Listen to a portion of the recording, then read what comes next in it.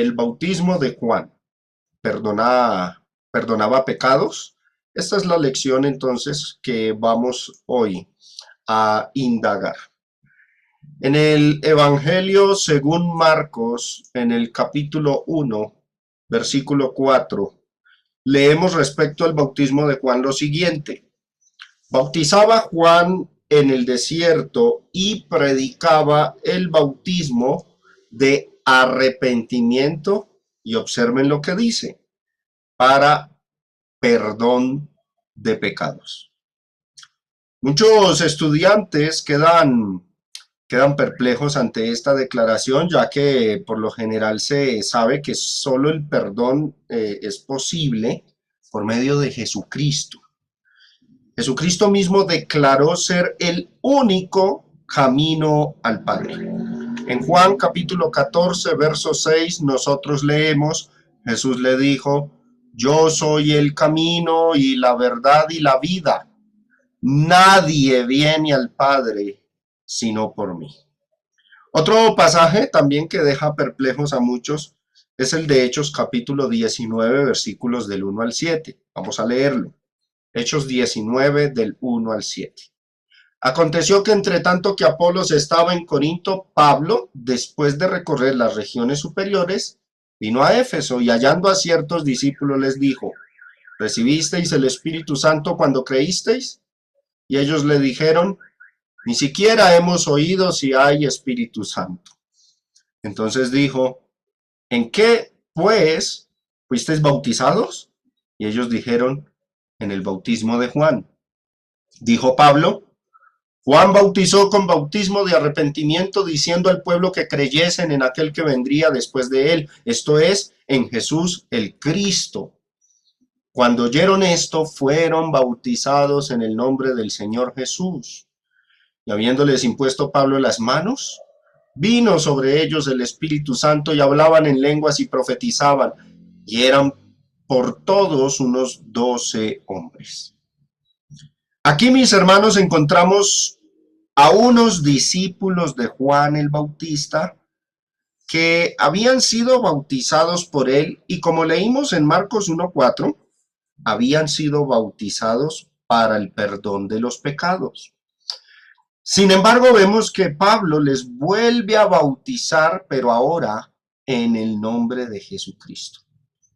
Aquí es donde uno se pregunta, si el bautismo de Juan era para perdón de pecados y el de Jesucristo igualmente para perdón de pecados, ¿por qué les volvió a bautizar Pablo? La respuesta inmediata de muchos es que el bautismo en Cristo, de paso, era para que estos discípulos de Juan que estaban en Éfeso recibieran el Espíritu Santo, cosa que no les fue dada en el bautismo de Juan, dicen algunos. Sin embargo, mis hermanos y oyentes, el pasaje es claro al mostrar que el Espíritu Santo que Pablo les dio, que Pablo les estaba ofreciendo, era ese que se daba en medida milagrosa por la imposición de las manos de algún apóstol. Eso lo vamos a resaltar en el verso 6. Mírenlo ahí. Y habiéndoles impuesto Pablo las manos, vino sobre ellos el Espíritu Santo.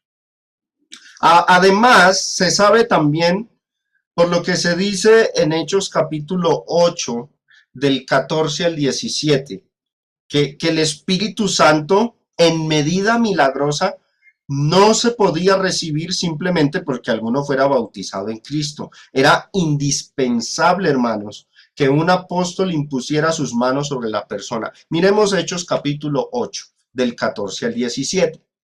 Cuando los apóstoles que estaban en Jerusalén oyeron que Samaria había recibido la palabra de Dios, enviaron allá a Pedro y a Juan, los cuales, habiendo venido, oraron por ellos para que recibiesen el Espíritu Santo, porque aún no había descendido sobre ninguno de ellos, sino que solamente habían sido bautizados en el nombre de Jesús. Entonces les imponían las manos y recibían el Espíritu Santo. Interesante, ¿no? El Espíritu Santo en medida milagrosa se recibe siempre y cuando un apóstol impusiese sus manos. No se transmitía por medio del bautismo en agua en el nombre de Jesucristo. Bueno, tenemos varias preguntas, lo sé, que vamos a resolverlas en este estudio. ¿Perdonaba pecados el bautismo de Juan? ¿Sí o no? Si decimos que sí, que los perdonaba porque Marcos 1:4 dice que los perdonaba, porque Pablo volvió a bautizar para el perdón de los pecados a los discípulos de Juan en Éfeso. Y si decimos que no, no perdonaba, ¿por qué Marcos capítulo 1 verso 4 dice que el bautismo de Juan era para perdón de pecados? ¿Y por qué la gente que asistía a ese bautismo hacía confesión de pecados? Y vamos a hablar de este punto, la confesión de pecados en el bautismo de Juan.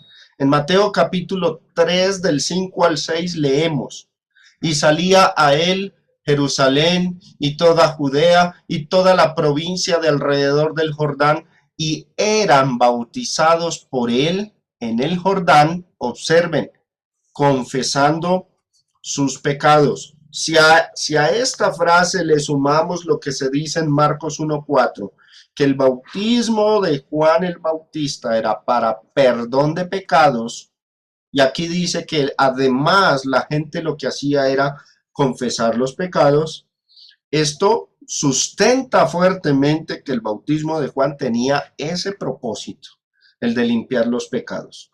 Y una de las cosas que llaman la atención al lector curioso es que la gente que asistía al bautismo de Juan, al entrar al río para ser bautizados, confesaban sus pecados.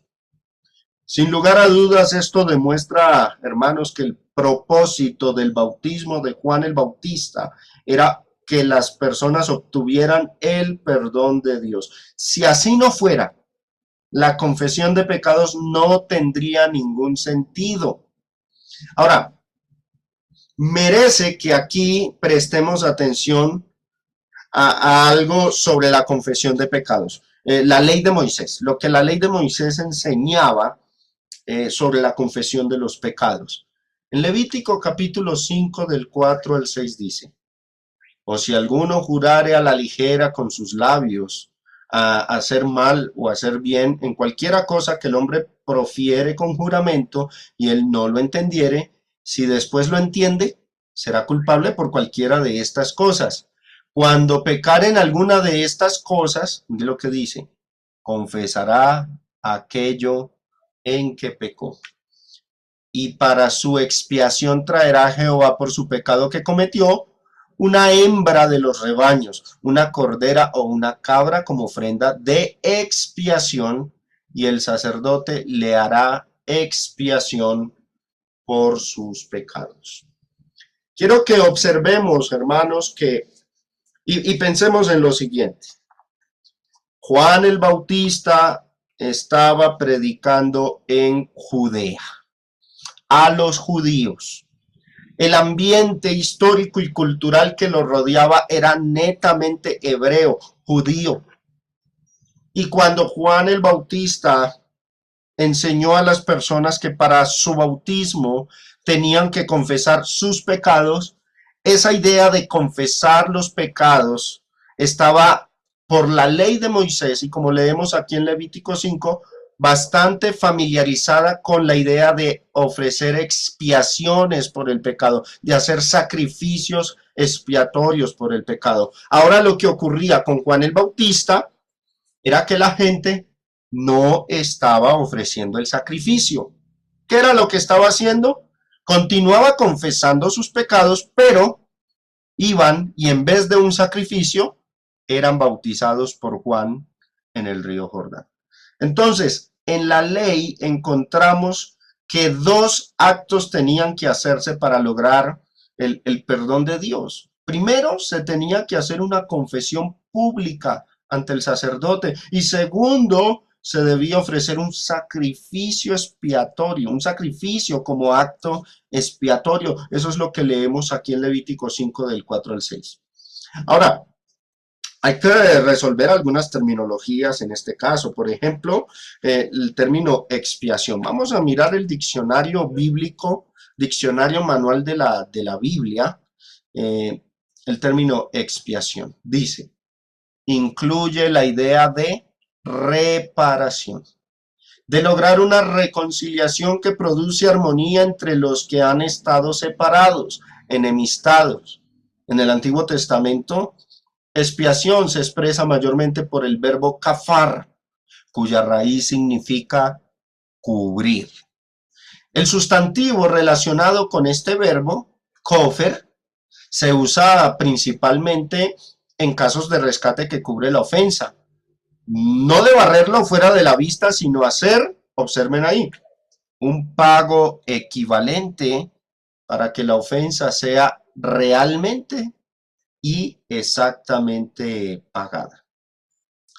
El bautismo de Juan, en ese sentido de expiación, podría contar como una especie de acto expiatorio, debido a que el significado, y oído a esto mis hermanos, el significado que esconde el acto del bautismo es el de una muerte y una sepultura de la persona, y en este caso en agua.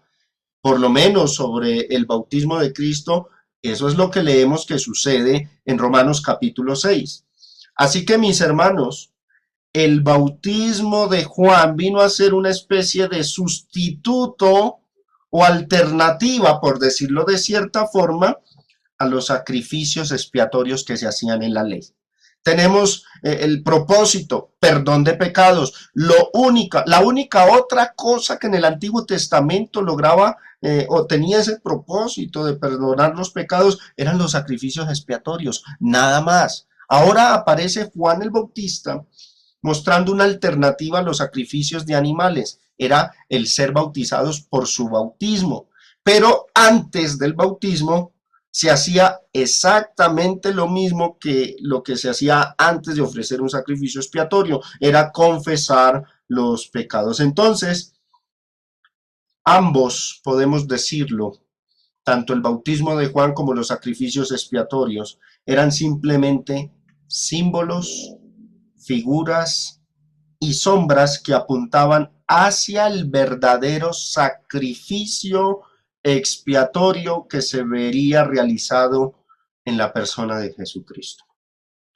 Es importante entender esto. Si el bautismo de Juan se dijo que perdonaba pecados, no sería un perdón diferente al de los sacrificios expiatorios bajo la ley de Moisés. De los sacrificios expiatorios bajo la ley de Moisés también se dice que eran para el perdón de los pecados, así como se dice acerca del bautismo de Juan el Bautista. Ahora, entendiendo esto y comprendiendo también que Juan el Bautista vino a ser un profeta, de hecho el último que vivió bajo la ley de Moisés, entonces podemos comprender, podemos asimilar o concluir que el bautismo de Juan el Bautista vino a ser simplemente un mandamiento de la ley. El Nuevo Testamento enseña claramente que la época en la que vivieron Jesús, Juan el Bautista y los apóstoles y la iglesia naciente desde Pentecostés a la que se le escribió todo el Nuevo Testamento, era una época que todavía pertenecía a la dispensación mosaica.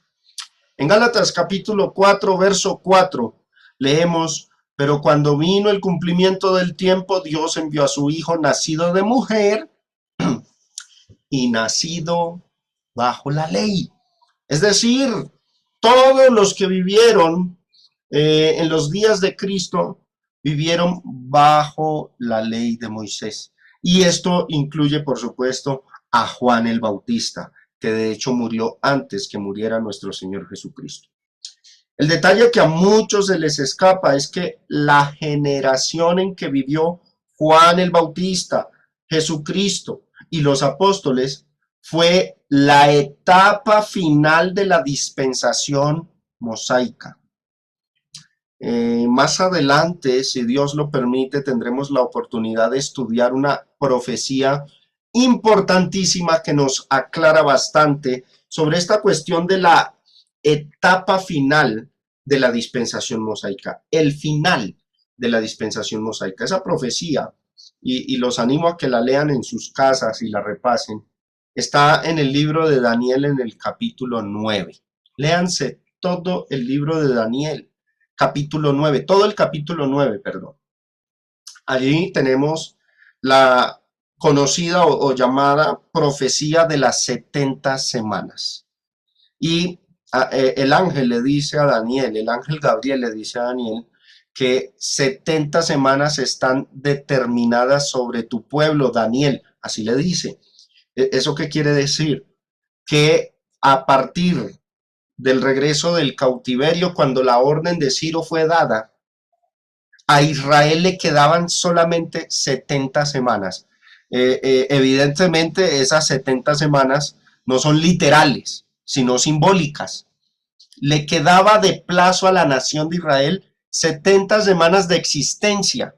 Y nosotros podemos ver qué sucede en la última semana. En la última semana lo que sucede es la muerte del Mesías, la confirmación del pacto a la mitad de la semana y al final la destrucción del pueblo hebreo, la consumación. Entonces, todos estos eventos que se describen en la profecía de las 70 semanas muestran el final de la dispensación mosaica. Por eso es importante que entendamos, hermanos, que el final de la dispensación mosaica no llega con la cruz.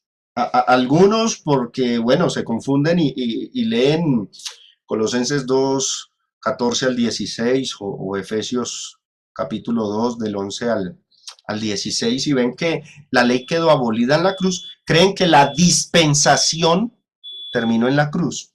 Una cosa es que la ley quede abrogada en la cruz, pero otra cosa es que la dispensación mosaica hubiese quedado abolida en la cruz. La dispensación mosaica no quedó, no culminó en la cruz. El escritor a los Hebreos claramente dijo en el capítulo 8, verso 13, que ese viejo pacto, esa dispensación, no había desaparecido, aunque estaba próxima a desaparecer. Ahora, esos días, los días de Jesús, esa generación de Jesús, de los apóstoles, de Juan el Bautista, que fueron contemporáneos y que, bueno, lastimosamente a Juan el Bautista fue el primero que mataron. Esa generación era el fin de la dispensación mosaica. Los escritores novotestamentarios se refirieron a ella bajo dos expresiones particulares: el fin del siglo o los postreros días. Esa fue la expresión con la que delinearon o se refirieron a el final de la dispensación mosaica. Observen, por ejemplo, en 1 Corintios 10, verso 11. Dice: y estas cosas les acontecieron como ejemplo y están escritas para amonestarnos a nosotros, a quienes han alcanzado los fines de los siglos. Algunos, cuando leen esta expresión, los fines de los siglos, la interpretan como la dispensación cristiana, dicen. Los fines de los siglos son la dispensación cristiana, porque el texto dice que las cosas que acontecieron quedaron como ejemplo para nosotros, o sea, los cristianos. Entonces, los fines de los siglos son la dispensación cristiana. No es así. ¿Por qué lo sabemos? Acuérdense, mis hermanos, que una regla básica de interpretación es que todo texto se debe interpretar de acuerdo a su contexto. Cuando uno lee 1 Corintios 10, ese versículo 11 que dice, a quienes han alcanzado los fines de los siglos, si uno va ahí mismo a ese capítulo 10, pero empieza a leer desde el versículo 1, ahí se nos va a hablar de qué dispensación se menciona. En el versículo 1 dice, porque no quiero, hermanos, que ignoréis que nuestros padres todos estuvieron bajo la nube y todos pasaron el mar. ¿Cuándo comenzó la era mosaica? Pues cuando los israelitas cruzaron el mar y llegaron al desierto, allá se les dio la ley. Y dice el verso 2, y todos en Moisés fueron bautizados en la nube y en el mar, y todos comieron el mismo alimento espiritual. ¿De qué dispensación está hablando el escritor Pablo ahí? Pues del inicio de la era mosaica. ¿Cuál fue la dispensación que comenzó cuando los judíos cruzaron el mar? La era mosaica. Luego dice el verso 4 que todos bebieron de la misma bebida, oído, espiritual. No habla de la bebida literal, sino espiritual, porque bebían de la roca espiritual que los seguía y la roca era Cristo. Y luego sigue, ahora el escritor Pablo empieza a hablar de sucesos que tuvieron lugar durante la era mosaica. Dice el 5, pero de los más de ellos no se agradó Dios, por lo cual quedaron postrados en el desierto. Mas estas cosas sucedieron. Y cuando dice más estas cosas, ¿a qué cosas se refiere? A eventos ocurridos durante la dispensación mosaica. 6. Sucedieron como ejemplos para nosotros, o sea, para los cristianos de aquel entonces, y por supuesto que de alguna u otra manera quedan como ejemplo para nosotros hoy día, en el siglo XXI. Pero en primera instancia hablaba de ellos, para que no codiciemos cosas malas como ellos codiciaron. 7. Ni seáis idólatras como algunos de ellos, según está escrito, como alguno de ellos, según está escrito, se sentó el pueblo a comer y a beber y se levantó a jugar. 8. Ni forniquemos como algunos de ellos, o sea, de los judíos, fornicaron y cayeron en un día 23,000, o sea, eventos que tuvieron que ver durante la era mosaica. 9. Ni tentemos al Señor como algunos de ellos le tentaron y perecieron por las serpientes. Claramente el episodio de las serpientes tuvo lugar al inicio de la era mosaica. 10. Ni murmuréis como algunos de ellos murmuraron y perecieron por el destructor. Todos esos eventos que describe el apóstol Pablo son aquellos con los cuales inició la era mosaica. Desde el versículo 1 habla cuando cruzaron el mar. Ahora en el verso 11, ese que tenemos en pantalla, ese es el que nos dice, y estas cosas les acontecieron como ejemplo y están escritas para amonestarnos a nosotros, a quienes han alcanzado ¿qué? Los fines de los siglos. Pregunta, ¿qué son los fines de los siglos? A la luz del contexto. Pues el final de la era mosaica, el final de esa dispensación que el mismo escritor en el contexto había descrito desde su inicio. Ahora, otra expresión es esta, primera de Pedro 1:20. Ya destinado desde antes de la fundación del mundo, pero manifestado en los postreros tiempos por amor de vosotros. El apóstol Pedro habla aquí del sacrificio de Cristo. Ustedes retroceden al verso 19 y habla de la sangre preciosa de Cristo como de un cordero sin mancha. Dice que ese sacrificio expiatorio de Cristo estaba diseñado, destinado desde antes de la fundación del mundo. Pero ¿cuándo se manifestó? O sea, ¿cuándo se llevó a cabo? ¿En qué época se ejecutó ese sacrificio? Bueno, Pedro dice que sucedió en los postreros tiempos. Algunos toman esos postreros tiempos como los días antes del fin del mundo, pero en la mente del apóstol Pedro, los postreros tiempos eran los días en que el sacrificio de Cristo se manifestó. Es decir, el final de la dispensación mosaica. Eso es lo que dice también el apóstol Juan en su primer carta, capítulo 2, verso 18. Hijitos, ya es el último tiempo, porque estaban viviendo al final de la dispensación mosaica. Y según vosotros oísteis que el anticristo viene, así ahora han surgido muchos anticristos, por esto conocemos que es el último tiempo. Y observen que una de las señales que dice el apóstol Juan, de que por la cual conocerían que estaban en el último tiempo, era porque habían surgido anticristos. Y si ustedes siguen leyendo el capítulo 2, habla también de falsos profetas que han salido por el mundo. Esos son los anticristos, los falsos profetas.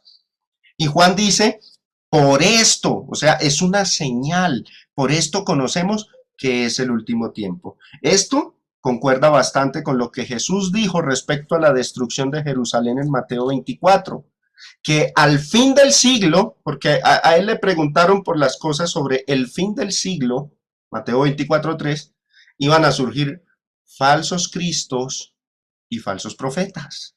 Entonces, hermanos, el final de la dispensación mosaica fue un periodo de transición en donde estaba naciendo la nueva era, la era cristiana, y a la vez se estaba acabando la era mosaica. En ese lapso de tiempo vino Juan el Bautista predicando el bautismo en agua para perdón de pecados y donde exigía a las personas que los pecados fuesen confesados. Entonces, el detalle que a muchos se les escapa es que la generación de Juan y de Jesús fue precisamente la etapa final de la era mosaica. Esa generación vino a ser entonces un periodo de transición en el que las dos edades, la mosaica y la cristiana, digámoslo de cierta forma, chocaron. En el Nuevo Testamento, a ese periodo se le llama entonces el fin de los siglos, el fin del siglo, los postreros tiempos, el último tiempo, o como le dijo Pedro el día de Pentecostés, los postreros días, en los cuales se derramaría el Espíritu Santo sobre los hijos y sobre las hijas, sobre siervos y siervas. De la lectura de, entonces, hermanos, de estos pasajes, podemos nosotros concluir que todo profeta que se levantó antes de que entrara en vigencia el Nuevo Testamento, ese profeta era del Viejo Testamento. Y, oído a esto, toda ordenanza de un profeta del Antiguo Testamento, como el último que fue Juan el Bautista, era un mandamiento que iba a quedar perteneciendo a la ley de Moisés, o iba a quedar contando como parte de la ley. Algunos también se confunden porque creen que los mandamientos de Moisés o de la ley mosaica son solamente los que están en el Pentateuco. No. También los profetas que vinieron luego, posteriores a Moisés, y que dieron ordenanzas o que llegaron a hacer algunas reformas, como en los días de Esdras y Nehemías, esos profetas, cuando dieron ordenanzas, esas ordenanzas quedaban contando como parte de la ley mosaica y perteneciendo a esa dispensación. En el libro de Daniel, en el capítulo 9, del 5 al 6, leemos. Decía Daniel haciendo la oración, hemos pecado, hemos cometido iniquidad, hemos hecho impíamente y hemos sido rebeldes y nos hemos apartado, mire lo que dice, de tus mandamientos y de tus ordenanzas. Alguno dirá los de Moisés, pero no. En el pensamiento hebreo, los mandamientos y ordenanzas que cualquier otro profeta llegara a traer posteriormente eran contados como mandamientos de la ley de Moisés. Verso 6. No hemos obedecido a quienes, a tus siervos, los profetas, que en tu nombre hablaron a nuestros reyes, a nuestros príncipes, a nuestros padres y a todo el pueblo de la tierra. Y el verso 10, mire lo que dice. Y no obedecimos a la voz de Jehová nuestro Dios para andar en sus leyes que él puso delante de nosotros, pero no solamente por medio de Moisés, sino también por medio de sus siervos, los profetas.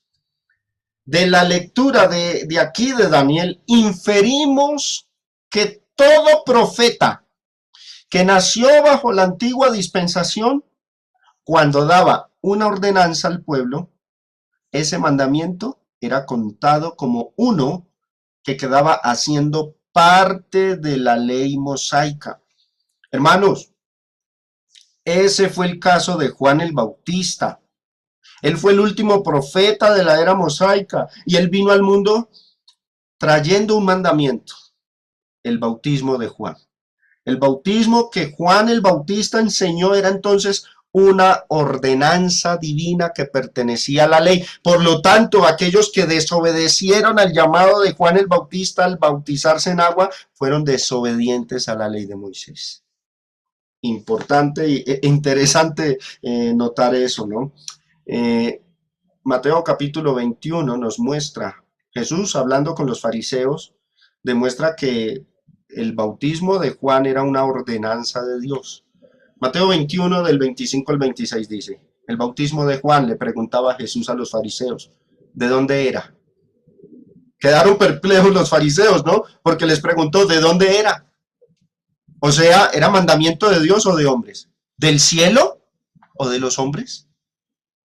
Ellos entonces discutían entre sí diciendo, si decimos que del cielo, nos dirá, ¿por qué pues no le creísteis? Es decir, ¿por qué no le obedecieron? Si Dios habló a través de Juan el Bautista y exigió el bautismo en agua, porque ustedes no obedecieron ese llamado, ¿por qué no le creísteis? Y si decían que de los hombres, pues van a tener un serio lío con el pueblo, porque todos tenían a Juan, ¿por qué? Por profeta. ¿Y qué era un profeta para ellos? Alguien que podría llegar a establecer ordenanzas y mandamientos, según leímos en el libro de Daniel, capítulo 9. Entonces, mis hermanos, los mandamientos o el bautismo de Juan era un mandamiento de la ley de Moisés. Teniendo claridad en este punto, teniendo bien claro y entendido este punto de que el bautismo de Juan no fue una ordenanza del Nuevo Testamento, aunque se habla de él en el Nuevo Testamento, pero recuerden que los evangelios, cuando narran la vida de Jesús, están abarcando un periodo de tiempo que todavía están bajo la ley de Moisés. Y esos mandamientos del viejo pacto eran sombras, tipos y figuras de la ley con relación a la nueva era, a la dispensación cristiana. Todos los mandamientos de la ley eran sombras, tipos y figuras. Entendiendo entonces, mis hermanos, que el bautismo de Juan era un mandamiento que formaba parte de la antigua alianza, antiguo pacto, se infiere que ese bautismo ordenado por Juan fue entonces un acto en sombra, tipo y figura, un acto simbólico, un tipo y figura del verdadero bautismo que sí iba a perdonar los pecados. Por ende, el perdón que se ofreció para los que obedecieron el bautismo de Juan, según Marcos 1:4, fue un perdón bajo sombra, tipo y figura. No fue un perdón real como el que se ofreció en Cristo Jesús. No fue un perdón real y en hecho, sino uno que quedó bajo promesa hasta la venida de Cristo a este mundo. ¿Cuál era la diferencia? Que mientras las ordenanzas de Moisés y los profetas veían al Mesías a lo lejos, Juan el Bautista dijo, el Mesías viene tras mí. Ya lo veía inmediato, cerca, viviendo contemporáneo a él. Ahora, miremos lo que dice Colosenses capítulo 2 del 16 al 17. Por tanto, nadie os juzgue en comida o en bebida o en cuanto a días de fiesta, luna nueva o días de reposo, todo lo cual, ¿qué dice ahí? Es sombra de lo que ha de venir, pero el cuerpo es de Cristo. Romanos capítulo 5, verso 14 dice, no obstante, reinó la muerte desde Adán hasta Moisés, aun en los que no pecaron a la manera de la transgresión de Adán, el cual es figura del que había de venir. Y el Nuevo Testamento confirma que casi todas las cosas ocurridas en el Antiguo Testamento y aún las ordenanzas eran tipos y figuras. Hebreos 8 del 4 al 5 dice, así que si estuviese sobre la tierra, ni siquiera sería sacerdote, habiendo aún sacerdotes que presentan las ofrendas según la ley, los cuales sirven a lo que es figura y sombra de las cosas celestiales. Como se le advirtió a Moisés cuando iba a erigir el tabernáculo, diciéndole, mira, haz todas las cosas conforme al modelo que se te ha mostrado en el monte. ¿Qué era la ley entonces y todas sus cosas? Eran figura y sombra de las cosas celestiales o espirituales, o sea, de las cosas que ahora sí nos rigen a nosotros los cristianos, las cosas del Nuevo Testamento. Entonces, algunos se confunden cuando leen Marcos 1:4 que dice que el bautismo de Juan era para perdón de pecados. Pero si observamos bien lo que la ley dice también de los sacrificios de animales, mis hermanos, ¿qué encontramos? Encontramos que también se dijo que fueron para perdón de los pecados. Todo sacrificio del viejo pacto de animales, holocaustos, era para perdón de pecados. Vamos a leerlo. Levítico 4, verso 20. Y hará de aquel becerro como hizo con el becerro de la expiación, lo mismo hará de él. Así hará el sacerdote expiación por ellos, y mire lo que dice, y obtendrán perdón. Ahora el verso 31 dice, y le quitará toda su grosura de la manera que fue quitada la grosura del sacrificio de paz, y el sacerdote la hará arder sobre el altar en olor grato a Jehová. Así hará el sacerdote expiación por él y será perdonado. Ahora recuerden, mis hermanos, este perdón que se ofrece bajo la ley no era un perdón real y efectivo, era un perdón en tipo, figura y sombra, con la esperanza de que al venir el verdadero chivo expiatorio, el verdadero cordero, que es Cristo, entonces todos los pecados cometidos bajo esta dispensación fueran perdonados en Jesucristo. Es importante que se entienda que esta expiación y perdón que ofreció el Antiguo Testamento no fue efectuado de manera real y completa, más bien fue un perdón figurativo, era una expiación y perdón que quedaba bajo sombra, en promesa, no en hecho, y eso lo aclara el Nuevo Testamento, Hebreos 10 del 1 al 4, porque la ley, teniendo la sombra de los bienes venideros, no la imagen misma de las cosas, nunca puede, observen, no la imagen misma de las cosas, nunca puede, por los mismos sacrificios que se ofrecen continuamente cada año, hacer perfectos a los que se acercan. De otra manera cesarían de ofrecerse, pues los que tributan este culto, ¿cuál? El de la dispensación mosaica, limpios una vez, no tendrían ya más conciencia de pecado. Pero en estos sacrificios cada año se hace ¿qué? Memoria de los pecados. ¿Por qué? Porque la sangre de los toros y de los machos cabríos no puede quitar los pecados. Y no es que haya contradicción en la Biblia, no es que en Levítico diga sí quita el pecado, sí perdona, y que ahorita aquí diga que no puede, no. El perdón ofrecido bajo la ley de Moisés fue un perdón en sombra, tipo y figura, en promesa, hasta que llegase nuestro Señor Jesucristo. Entonces, el que ofrecía el animal en el Antiguo Testamento, entre comillas, pensémoslo así, expiaba sus pecados en el sentido de que su culpa quedaba tapada ante los ojos de Dios, considerando que la verdadera justificación y absolución y perdón se llevaría a cabo cuando el Mesías viniera a este mundo e hiciera el verdadero acto expiatorio por medio de su muerte. De manera que todo perdón que la ley ofreció fue un perdón simbólico, una sombra, mas nunca esos actos llegaron a tener un efecto real sobre el alma de las personas. Los pecados no eran realmente borrados ni expiados. Fue al venir Jesucristo y al cumplir él todos los tipos y figuras relativos a la expiación, o mejor dicho, al llevar Jesús a cabo una verdadera expiación y un verdadero sacrificio por los pecados, fue cuando todas las transgresiones que habían cometido los que vivieron bajo el Antiguo Testamento fueron verdaderamente perdonadas con la sangre de Jesucristo. Hebreos 9 del 13 al 15 dice: la sangre de machos cabríos y de toros y las cenizas de una novilla rociada sobre personas impuras las santifican de modo que quedan limpios por fuera. Dice aquí la Biblia latinoamericana. Nuestra versión Reina Valera dice para limpieza de la carne. O sea, una limpieza exterior, figurativa.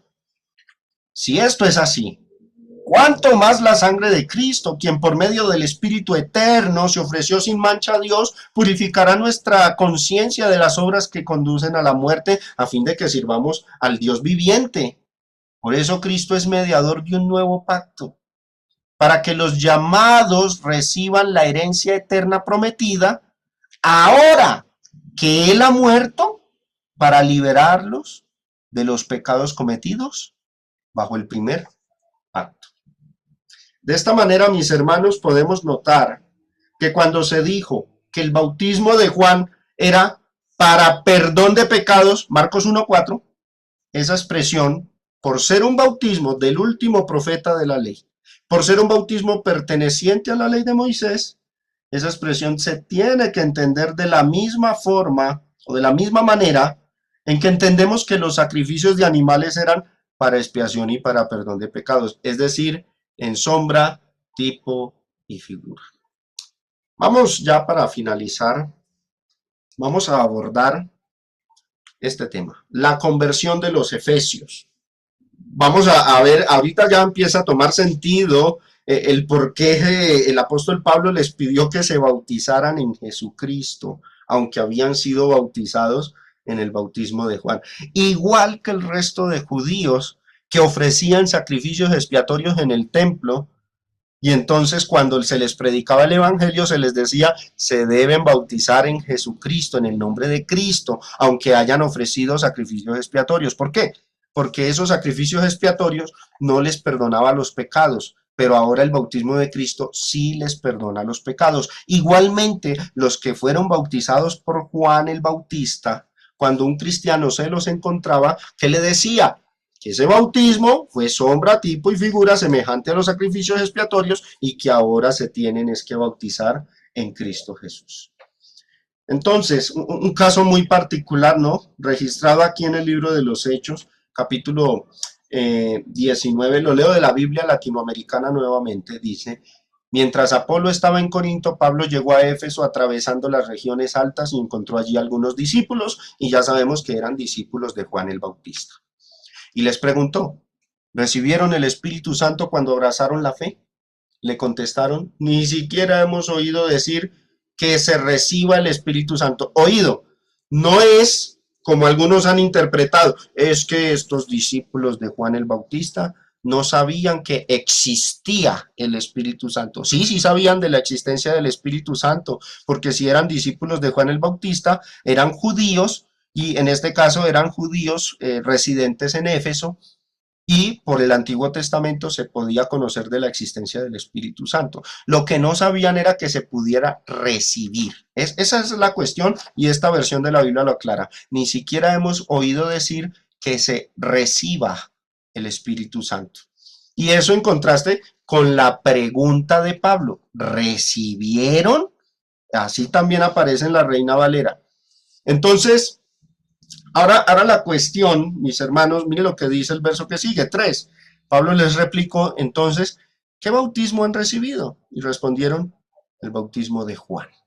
Ya sabemos en qué consistía este bautismo.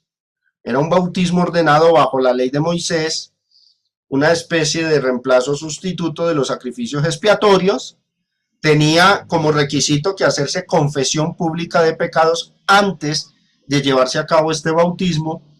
Entonces era un bautismo que perdonaba pecados, pero con el detalle, en tipo, figura y sombra, en promesa, hasta que aquel que venía tras Juan el Bautista efectuara la verdadera expiación.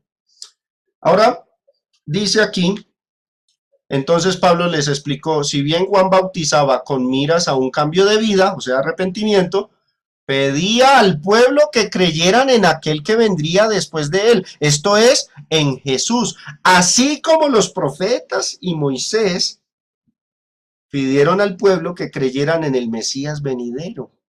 Así también hacía Juan el Bautista. El detalle, la diferencia, mientras Moisés y los otros profetas vieron al Mesías a lo lejos, Juan el Bautista decía, viene tras mí, ya está detrás mí, ya está aquí presente, y lo pudo conocer. Esa fue la gran diferencia entre Juan el Bautista y los demás profetas, que Juan vivió en la etapa final de la dispensación mosaica y pudo conocer al Mesías anunciado.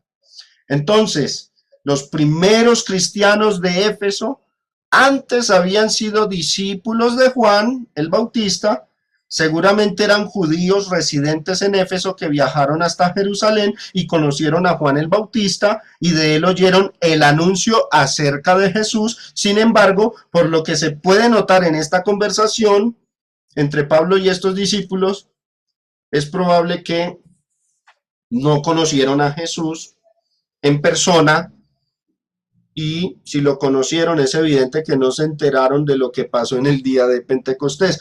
Dice, al oír esto se hicieron bautizar en el nombre del Señor Jesús, y luego al imponerles Pablo las manos, el Espíritu Santo bajó sobre ellos y empezaron a hablar en lenguas y a profetizar, y eran unos 12 hombres. Sería bueno hacer algunas observaciones de la conversación de Pablo con los discípulos de Juan en Éfeso.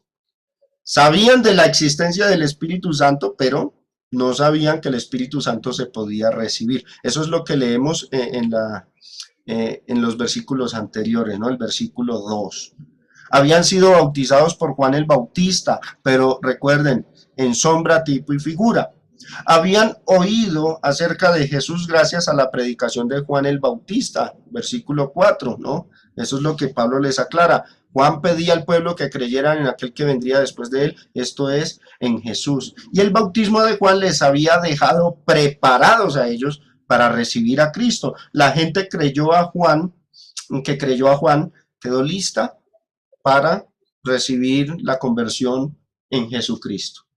Ahora, ¿habían recibido los efesios el perdón de sus pecados con el bautismo de Juan? Esa es la pregunta.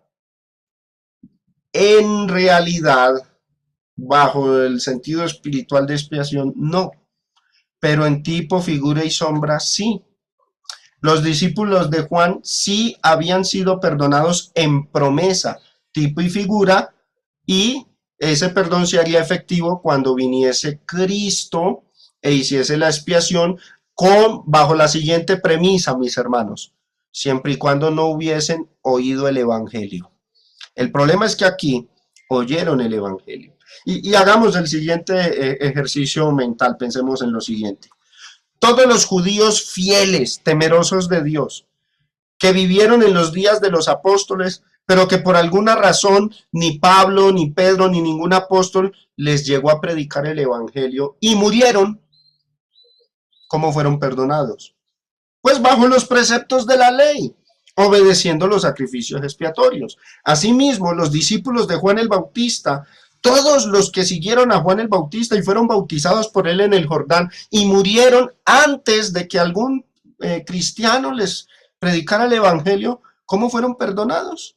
Fueron perdonados en ese bautismo y fueron redimidos cuando Cristo hizo la expiación, pero el detalle, no alcanzaron a escuchar el Evangelio. Pero estos de Hechos 19 es un caso diferente, porque estaban escuchando al apóstol Pablo. Una vez oído el Evangelio, pues tenían entonces que convertirse a Jesucristo para el perdón de sus pecados. Entonces, mis hermanos, es interesante este tema, porque a veces se causa mucha confusión sobre esta cuestión, ¿no? El bautismo de Juan perdonaba del mismo modo en que perdonaban los sacrificios expiatorios bajo la ley de Moisés. Hagamos un paralelo aquí.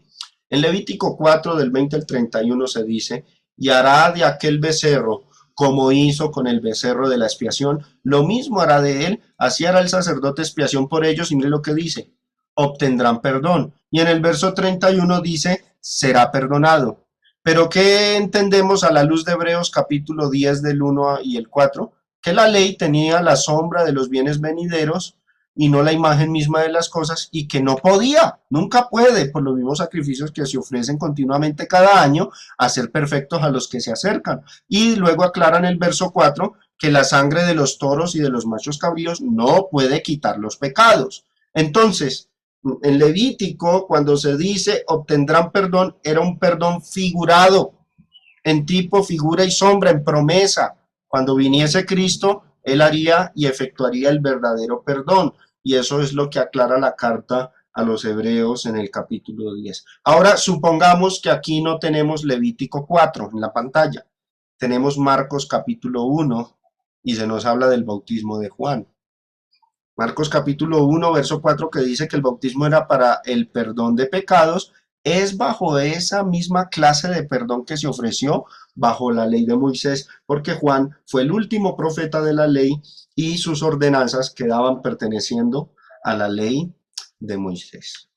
Hebreos capítulo 11 del 24 al 26 dice, por la fe Moisés, hecho ya grande, rehusó llamarse hijo de la hija de Faraón, escogiendo antes ser maltratado con el pueblo de Dios que gozar de los deleites temporales del pecado. Y observen, teniendo por mayores riquezas el vituperio de Cristo que los tesoros de los egipcios, porque tenía puesta la mirada en el galardón. Y asimismo todos los hombres de fe del Viejo Testamento miraron fue hacia quién, hacia Cristo y su vituperio, su sacrificio, el cual les perdonaría sus pecados. Hebreos capítulo 10 del 8 al 10 dice, diciendo primero, sacrificio y ofrenda y holocaustos y expiaciones por el pecado no quisiste ni te agradaron, las cuales cosas se ofrecen según la ley. Y diciendo luego, he aquí que vengo, Dios, para hacer tu voluntad. Quítalo primero para establecer esto último. En esa voluntad, o sea, en la del Nuevo Testamento, somos santificados mediante la ofrenda del cuerpo de Jesucristo, hecha una vez para siempre. Entiéndase que el bautismo de Juan el Bautista entra en esta categoría de actos expiatorios hechos bajo la vieja dispensación. Conclusión, mis hermanos. Aunque en Marcos y Lucas se dice que el bautismo de Juan era para el perdón de los pecados, debemos entender que la expresión en sí no significa que dicho acto realmente perdonara los pecados de las personas que fueron bautizadas por Juan. Debemos entender que el bautismo de Juan fue un mandamiento que quedó siendo parte de la vieja dispensación y que su efectividad quedó anulada cuando Cristo murió en la cruz. Por eso era necesario que todo discípulo de Juan el Bautista que oía el Evangelio fuera bautizado nuevamente con el bautismo en Cristo para recibir un verdadero perdón, sin sombras, sin tipos, no un perdón simbólico. De la misma manera debemos entender que el agua del bautismo en Cristo tampoco es lo que nos limpia de nuestros pecados. Oído a esto porque muchos se confunden. ¿Qué es lo que nos limpia de nuestros pecados? La sangre. El bautismo en agua viene siendo simplemente un vínculo que nos conecta con su sacrificio y nos permite ser beneficiados del sacrificio expiatorio de Cristo. La diferencia es que con el bautismo en Cristo, el perdón sí es real, verdadero, en hecho, no figurativo, no en promesa como el de Juan. Algunos enseñan por ahí que los cristianos ahora lo que tenemos todavía es un perdón en promesa y que la vida eterna no ha sido recibida, sino que todavía está en promesa. Pero Jesús dijo, el que cree en mí, el que oye que me envió, cree en mí, tiene vida eterna. Tiene. Si decimos que no, que todo eso, ese perdón ahora en Cristo es en promesa, pues no habría ninguna diferencia con el bautismo de Juan el Bautista ni con los actos expiatorios del Antiguo Testamento. Obviamente esto no le resta importancia al bautismo en Cristo, porque cuando decimos que el bautismo en Cristo es el vínculo que nos une a Él y logra que la sangre de Cristo nos cubra, estamos diciendo que sin el bautismo en Cristo no es posible ser salvos. Marcos 16:16 dice, el que creyere y fuere bautizado será salvo. Hasta aquí, mis hermanos, la lección sobre el bautismo de Juan. ¿Perdonaba pecados? Bueno, ya hemos contestado que si hablamos desde el sentido simbólico, bajo figuras, tipos y sombras del Antiguo Testamento, perdonaba en el mismo sentido en que los sacrificios expiatorios del Viejo Testamento también se dijo de ellos que perdonaban los pecados. Esto es, en promesa, en tipo, figura y sombra, no en el sentido real. Ahora que vino la era cristiana, a partir del momento en que se empezó a predicar el evangelio, una vez los discípulos de Juan escuchaban el evangelio, ya ese bautismo de Juan el Bautista quedaba nulo y tenían que obedecer el bautismo en Cristo, el Evangelio de Cristo, el cual sí les ofrecería un verdadero perdón y de paso recibirían el Espíritu Santo. Gracias, mis amados hermanos y personas que se conectaron en esta noche, que me oyeron. Gracias por la atención a este estudio. Que el Señor les continúe bendiciendo a todos.